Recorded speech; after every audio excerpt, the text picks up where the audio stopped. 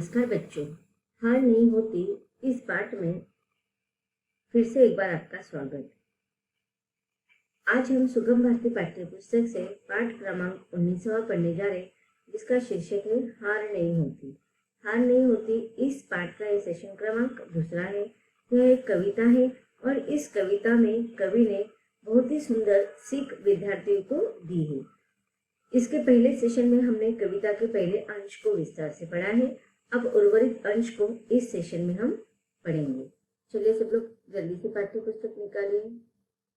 तो बच्चों, अब तक हमने कविता में पढ़ा है कि कवि ने कोशिश करने के लिए या कोशिश करके ही विजय प्राप्त करने पर विश्वास रखा है। यह बतलाते हुए कवि कहते हैं कि लहरों के थप्पड़ों से अगर कोई नाविक डर जाए तो वह अपनी नौका को उस पार से इस पार या इस पार से उस पार नहीं लगा सकता है। उसके लिए उसे कोशिश करना आवश्यक होता है। उसे यह विश्वास कर लेना चाहिए कि जो कोशिश करते हैं उसकी कभी हार नहीं होती। अब यह बात समझाने के लिए कवि ने हमें चींटी का उदाहरण दिया है। कवि चींटी के उदाहरण द्वारा फिर से कहते हैं कि जब नन्ही सी चींटी दाना लेकर दीवार पर चढ़ती है तो वह एक नहीं, दो नहीं, बल्कि 100 बार फिसलती है, फिर भी चढ़ने में सफल हो जाती है। अगर नसों में मन का विश्वास भरा तो उसे साहस मिलता है। चढ़कर गिरना, लेकिन गिरकर फिर न चढ़ना उसे बुरा लगता है। इस प्रकार जो मेहनत करते हैं उनको आखिर में सफलता अवश्य ही मिलती है। उनकी मेहनत कभी भी बेकार नहीं जाती। इस आधार पर यह कहा जा सकता है कि कोशिश करने वालों की कभी हार नहीं होती। अब कविता के अगले काव्यांश को हम पढ़ते हैं। डुबकिया सिंधु में गोताखोर लगाता है, जाग जाकर खाली हाथ लौट कर आता है, मिलते न सहज ही मोती गहरे पानी में, बढ़ता दुना उत्साह इसी हैरानी में, मुट्ठी उसकी खाली हर बार नहीं होती, कोशिश करने वालों की हार नहीं होती। गोताखोर, आप लोगों को पता होगा कि गोताखोर किसे कहा जाता है? जो समुद्र के तल तक जाता है उसे हम गोताखोर कहते हैं। अब यहाँ पर देखिए सिंधु का अर्थ क्या लेना है हमें? सिंधु का अर्थ हमें लेना है सागर या समुद्र। अब गोताखोर क्या करता है? समुद्र की गहराइयों में जाकर डुबकियां लगाता है। डुबकियां सिंधु में गोताखोर लगाता है, जा जाकर खाली हाथ लौट कर आता है। अब देखिए गोताखोर जो होता है ना, समुद्र के सागर के तल तक जाता है, डुबकियां लगाता है और तल तक जा जाकर भी वो क्या करता है? फिर से खाली हाथ लौट कर आता है। अब वो क्या लेने के लिए जाता है? आप लोगों को तो पता होगा कि समुद्र के तल में मोती होती है। अब ये गोताखोर को क्या लाना है? समुद्र के तल में जाकर मोती लाना है। अब वो इतना आसान होता है समुद्र के तल में जाना और मोती लेकर आना। इतना आसान होता तो आज विश्व के सारे लोग अमीर हो जाते ना, क्योंकि समंदर में बहुत सारे मोती है। अब वो मोती क्या सबको मिल सकते हैं? नहीं, उसके लिए बहुत मेहनत करनी पड़ती है, कष्ट करना पड़ता है, विश्वास रखना पड़ता है। तो ये गोताखोर भी अपने आप पर विश्वास रखते हैं। वो जाते हैं समुद्र में डुबकियां मारते हैं। एक बार जाते हैं, 2 बार जाते हैं, वो खाली हाथ लौट कर आते हैं, मिलते न सहज ही मोती गहरे पानी में। अब वो जब एक डुबकी लगाकर जाते हैं और फिर आते हैं तो उनके हाथ में कुछ भी नहीं लगता है, खाली हाथ लौट कर आते हैं। लेकिन उन्हें पता है, उन्हें यह काम इतना आसान नहीं है, इतना स्वाभाविक नहीं है, इतना सहज नहीं है। आसानी से उन्हें कुछ भी नहीं मिलने वाले है और इसीलिए वह क्या करते हैं? मिलते न सहज ही मोती गहरे पानी में, बढ़ता दुना उत्साह इसी हैरानी में।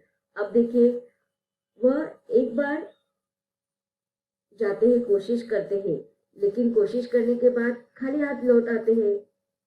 पता है उनको, वो हैरान होते हैं कि हर बार उन्हें लगता है कि उनकी कोशिश अब सफल हो जाएगी, अब कोशिश सफल हो जाएगी, लेकिन जितनी बार वो खाली हाथ से आते हैं ना, उतने बार उनका उत्साह बढ़ता रहता है।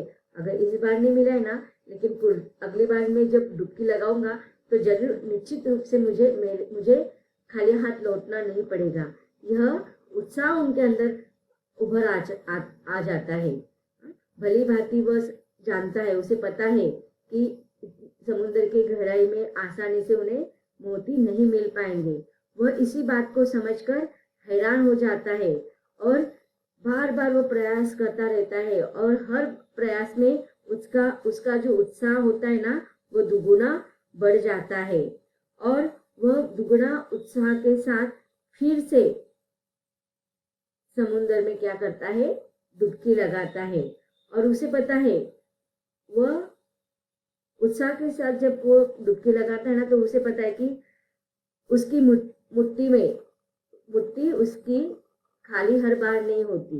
अब उसे पता है कि चलो, वो कोशिश कर रहा है, प्रयत्न कर रहा है, उसके अंदर उत्साह भी है, विश्वास भी है, परिश्रम करने की ताकत भी उसके अंदर है।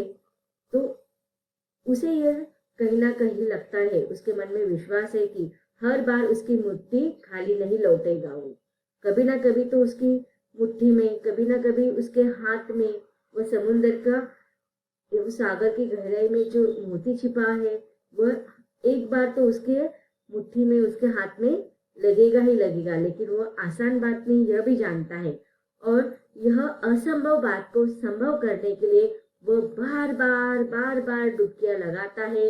वह क्या हो जाता है, असफल हो जाता है, लेकिन वो हैरान भी है कि ये इतनी आसान बात नहीं है। और उसी उत्साह के साथ वह बार बार डुबकियां लगाता है और उस असंभव बात को संभव करने के लिए कोशिश करता है, क्योंकि उसे पता है यह कोई कठिन आसान बात नहीं है, ये कठिन कार्य है, कोई संभव बात नहीं है, कोई सामान्य बात नहीं है, असामान्य बात नहीं है।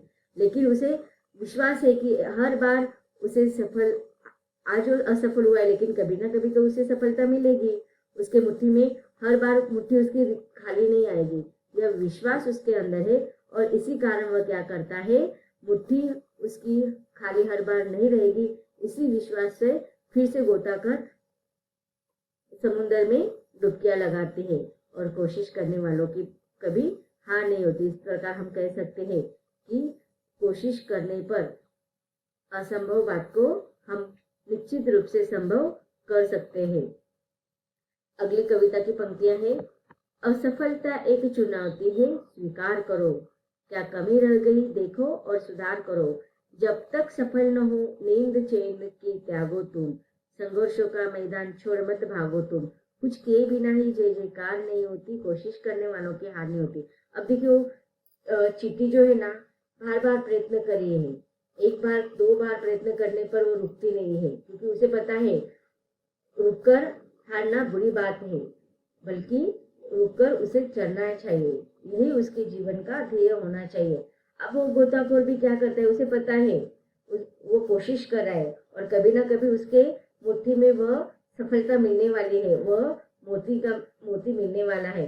अब देखिए, कवि आगे हमें क्या संदेश देता है कि जो हमारे जीवन में असफलता बार बार आ रही है ना, तो उस असफलता को हमें स्वीकार करना है। किस रूप में, चुनौती के रूप में। आप इसको अंडरलाइन कर सकते हैं। बहुत ही महत्वपूर्ण पंक्तियां है कि हम भले ही हमारे जीवन में हम हार रहे हैं, हम असफल हो रहे हैं, लेकिन हम उस असफल को हमें अस्वीकार नहीं करना है, बल्कि स्वीकार करना है। किस रूप में हमें उस असफलता को स्वीकार करना है, एक चुनौती के रूप में। हमारे जीवन में जो भी चुनौतियां आ रही है, उन चुनौतियों को हमें स्वीकार करना है। और यह असफलता भी हमारे जीवन में चुनौती के रूप में आई है। सामने वाले संघर्ष ने, सामने वाले संकट ने, सामने वाले दुख ने हमें चुनौती दी है, और वह असफलता के रूप में भले ही हमें आज चुनौती दी गई, लेकिन हमें उस चुनौती को हमें स्वीकार करना है। जब देखो प्रतिस्पर्धा होती है, स्पर्धा दो लोगों के बीच में होती है ना, तो सामने वाला हमें चुनौती देता है, और जब वो हमें चुनौती देता है ना, तो दुगने रूप से हमारे अंदर उत्साह संचार हो जाता है। तो वही असफलता में हमें उस चुनौती को स्वीकार करना है, और वही चुनौती हमें आगे चलकर हमें सफलता प्राप्त करने के लिए सहायक होने वाली है। वह जो चुनौती है ना हमें सफलता प्राप्त करने में सहायक होने वाली है। अब देखिए, जब भी हम असफल हो जाते हैं, बहुत सारे बच्चे ऐसे होते हैं कि एग्जाम में फेल हो जाते हैं किसी कारण, तो वो नाराज नर्वस हो जाते हैं, और वो अपने जीवन में निराश हो जाते हैं। तो क्यों हमें निराश होना है? एक बार अगर हमारे जीवन में असफल हुआ तो हमारा जीवन रुकने वाला है क्या? नहीं। हमें हमारे जीवन में कभी भी आए हुए रुकावटों से डरना नहीं है, बल्कि उस असफलता को चुनौती के रूप में स्वीकार करते हुए हमें देखना है कि हमारे अंदर क्या कमी रह गई, कहाँ पर हमने हमारी कोशिश में कमजोरी कहाँ है, वो समय सब हमें देखना है। हमारे अगर हम पढ़ाई करने में हमारे एक विषय कोई हमें वो समझ में नहीं आ रहा है, क्यों नहीं समझ में आ रहा है, बार बार उसको पढ़ो, एक बार पढ़ो, 2 बार पढ़ो, 3 बार पढ़ो, नहीं समझ में आ रहे तो शिक्षक को पूछो।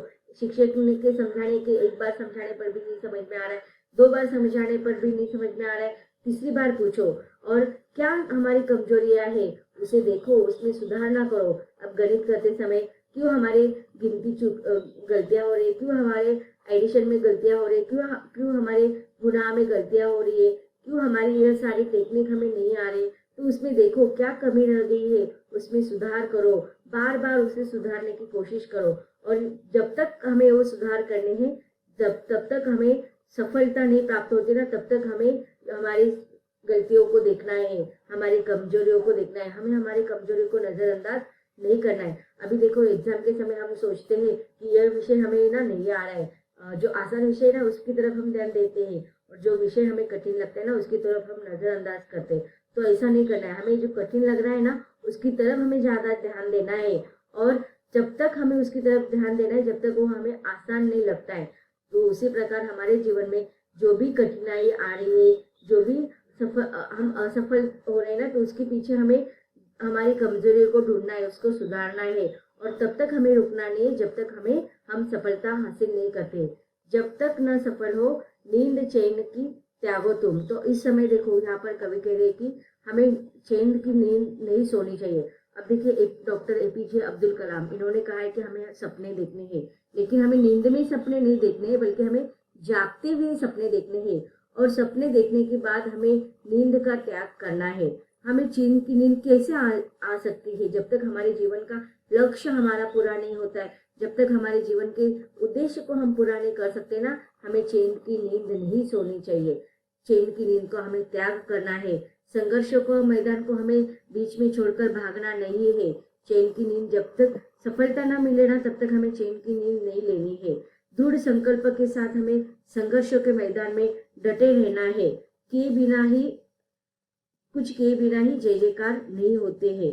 अब देखिए, कोई भी श्रेष्ठ काम होने के बाद ही जय जयकार होता है।